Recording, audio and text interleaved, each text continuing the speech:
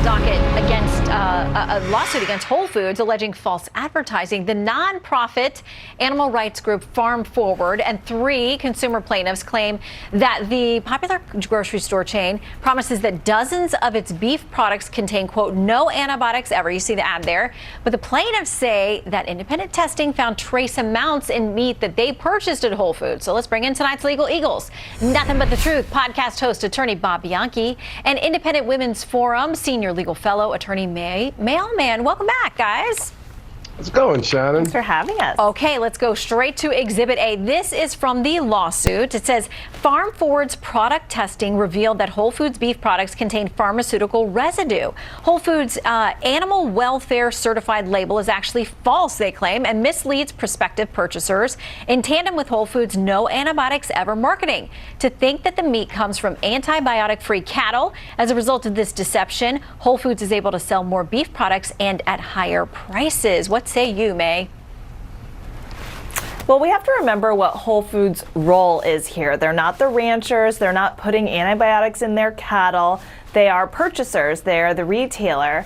And to hold retailers responsible every time something does not quite align with advertising is going to bring on a lot of liability and I think ultimately end choices for consumers. So, for example, a lot of us have bought seedless watermelon that turns out to have seeds in it. And if the grocery store was sued every single time that happened, then they would no longer really be able to say that something is seedless, even though usually it is. And then consumers, all they get is watermelon, and they're unable to pick what they want. So liability should really only happen when the vast majority of products doesn't align with what's said. And here, even though the plaintiffs spent $80,000 testing Whole Foods meat, they could only find 2 examples of where there were antibiotics. So I think Whole Foods is actually doing a really good job. That's a whole lot of meat that you're testing. I don't know, maybe the testing cost, join into that $80,000. It's a lot of money, but that's what the plaintiffs say that they found. By the way, Whole Foods, we haven't found them, and they didn't respond to us, any comment from them yet. This thing has just been filed. But Exhibit B comes from their website, their statement about who they are. They say, we seek out the finest natural and organic foods available, maintain the strictest quality standards in the industry, and have an unshakable commitment to sustainable agriculture. That's our Exhibit B. So, Bob, what about that? Listen, if something slipped through with one of their farmers or their vendors, is Whole Food responsible? Yeah, they are. And the complaint is like very specific here. It's not as if they just kind of like did a got you.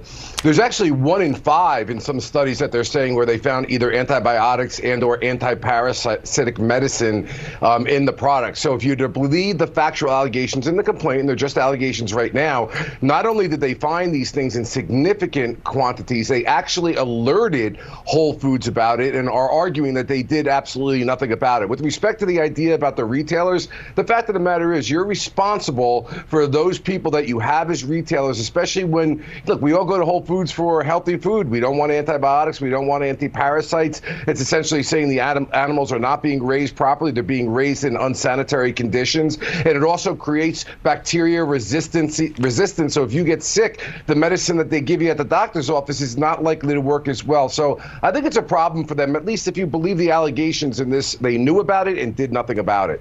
So Exhibit C is another part of the claim and about the fact that consumers will spend more if they think they're paying for something like this. Miss Safari is one of the plaintiffs, purchased the beef products at a premium price because based on Whole Foods representations, she believed all Whole Foods beef products derived from cattle raised without antibiotics or pharmaceuticals. She said that's an important choice to her and May, that consumers are going to pay more if they think that they're getting something that's at an elevated level of purity.